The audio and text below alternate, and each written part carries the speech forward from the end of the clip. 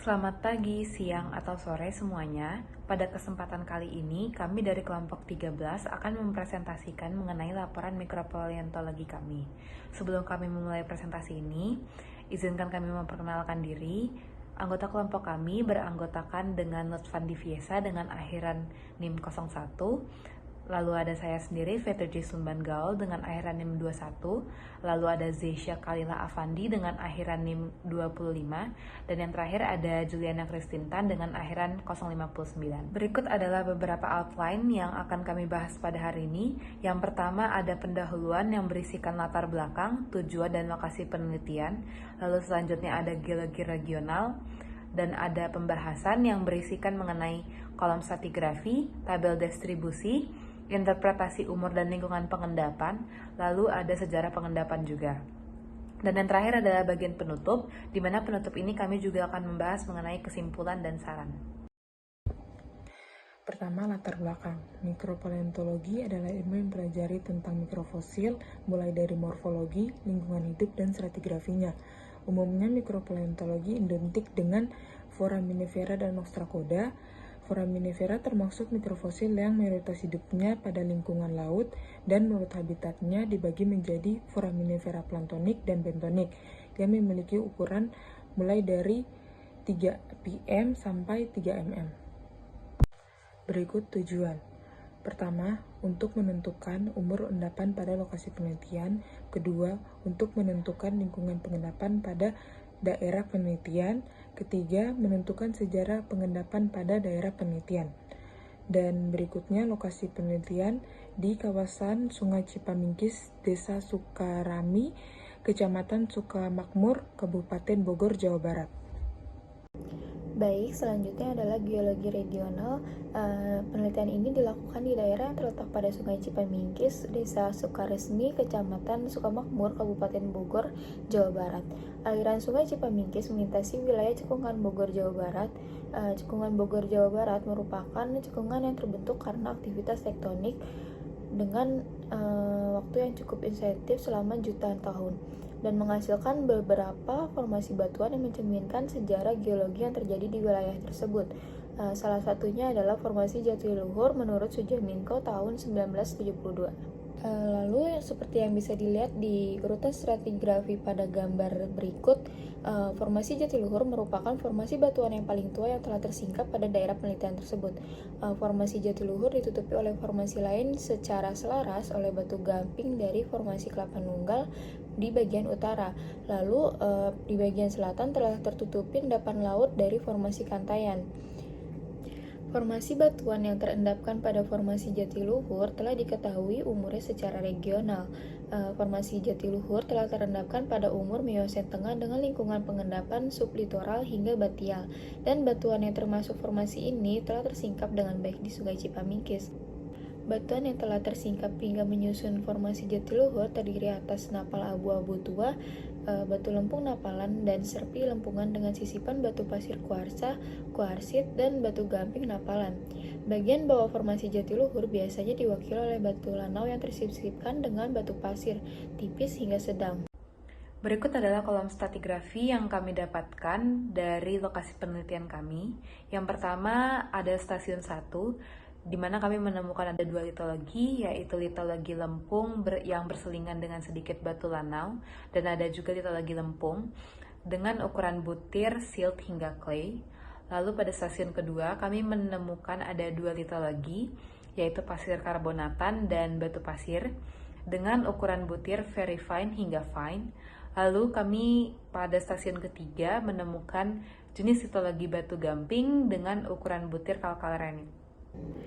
Lalu selanjutnya, dari hasil pengambilan sampel di beberapa titik penelitian, kita mendapati banyak foraminifera yang tersingkap di sana.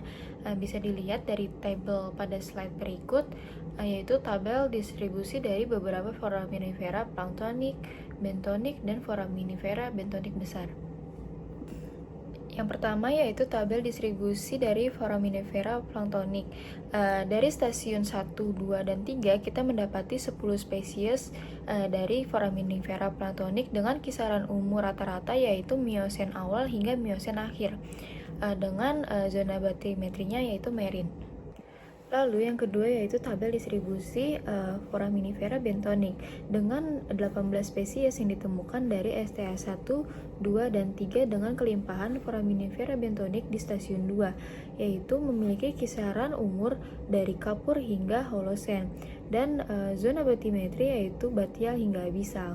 Dan yang ketiga yaitu tabel distribusi Foraminifera bentonik besar yang didapati 8 sampel spesies dari stasiun 1, 2, dan 3 dengan kisaran umur rata-rata yaitu pada umur Eosen.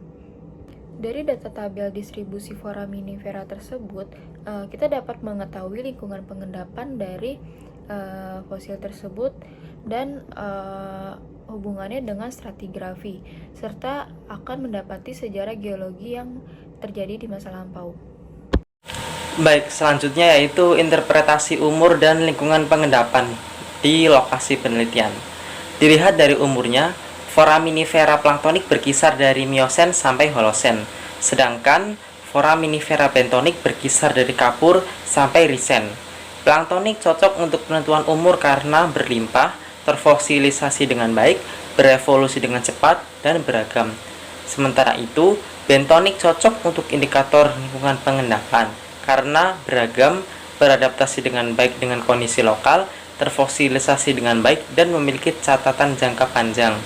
Kemudian, lingkungan pengendapan Sungai Cipamingkis sangat bervariasi, dipengaruhi oleh faktor-faktor topografi, kecepatan aliran, jenis material sedimen, dan aktivitas manusia.